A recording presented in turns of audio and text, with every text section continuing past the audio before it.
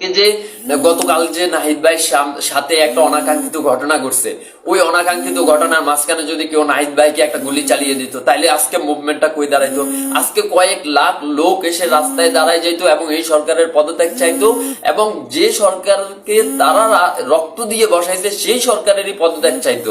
বুঝতে পারতেছেন? তাইলে এই যে মুভমেন্টটা হচ্ছিল ওই দিন, নাহিদ ভাই গতকাল নাহিদ ভাইকে যে রাস্তাতে আটকাই দিল, তাইলে গোয়েন্দা সংস্থা কেন 1 ঘন্টা আগে একটা রিপোর্ট দিয়ে বলতে পারলো না যে ভাই এখানে একটা মুভমেন্ট হচ্ছে, এই মুভমেন্টের দাবি হচ্ছে এটা, এই মুভমেন্টের দাবিটা আপনি মেনে নেন, না হলে মুভমেন্টটা চেক আউট করবে, আপনার পদত্যাগের দিকে চেক আউট করবে। আর যখনই কোনো কিছু আপনার দিকে চেক আউট করবে তখনই কিন্তু এই সুযোগটা তৃতীয় পক্ষ নেবে।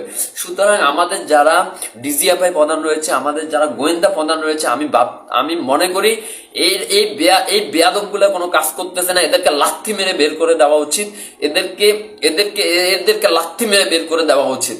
আরে ভাই, প্রেজেন্টলি যদি কেউ কোনো অ্যাকশন নেয় সেটা হচ্ছে পুলিশ, কিন্তু 1 ঘন্টা পরে ঘটনার মুভমেন্ট কি হবে, 1 ঘন্টা পরে কোন ঘটনাটা ঘটতে পারে এবং ওই ঘটনাটার মুভমেন্ট কি হতে পারে, এটা 1 ঘন্টা আগে যদি কোনো গোয়েন্দা সংস্থা রিপোর্ট না দিতে পারে, তারা এক্স্যাক্টলি 100% রিপোর্ট তো দেওয়ার দরকার নেই, তারা অন্তত পক্ষে কাছাকাছি 80% 70% এনসিউরিটি করে যদি একটা রিপোর্ট না দিতে পারে একটা মুভমেন্টের বিষয়ে, তাইলে তো মনে করতে হবে এই গোয়েন্দা সংস্থা কোনো কাজ করতেছে না, তারা বসে বসে শুধুমাত্র ঘাস খাচ্ছে আর অপেক্ষা করতেছে কখন হচ্ছে আওয়ামী লীগের দোসরেরা আসবে, তাদের বেতন বাড়াবে আর তারা এটা নিয়ে আইশ করবে, তারা এটার জন্য অপেক্ষা করতেছে।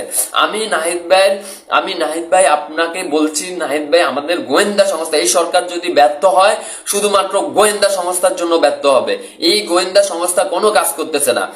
আরে ভাই, এইরকম গোয়েন্দা সংস্থা দিয়ে আপনি ফেল হয়ে যাবেন নির্ঘাত।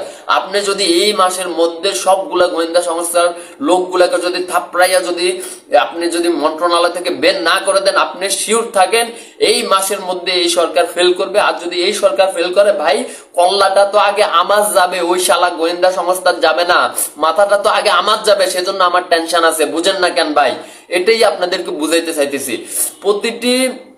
প্রতিটি মুভমেন্টের অন্তত পক্ষে 1 ঘন্টা আগে হইলে, যদি 1 ঘন্টা আগে হইলেও এক গোয়েন্দা সংস্থাকে একটা রিপোর্ট দিয়ে জানাইতে হবে, আপনাকে নোটিশ করতে হবে যে স্যার এখানে এটা হচ্ছে, এটা হতে পারে, এটা হইলে এটার মুভমেন্ট ওই দিকে চেক আউট করতে পারে।